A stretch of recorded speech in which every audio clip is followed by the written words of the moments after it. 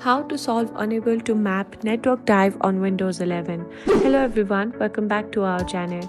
Today I'm going to show you how to solve unable to map network drive issue on Windows 11. Let's get started. First, press the Windows key and the R key on your keyboard at the same time. This will open the Run dialog box. Now, type in optional feature .exe and then click on OK. This will take you to the Windows features dialog box. Scroll down until you find SMB 1.0/CIFS file sharing support.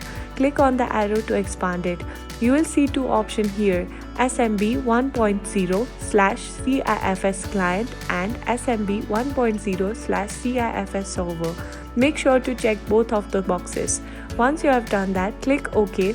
Windows will now enable the selected feature. After that, you will need to restart your computer for the changes to take effect. Remember, you will need to do this process on both the server and client's computer if applicable.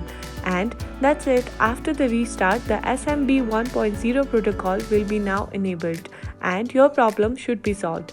Thanks for watching. If you found this video helpful, please give it a thumbs up and subscribe to our channel for more tech tips. I'll see you in the next video.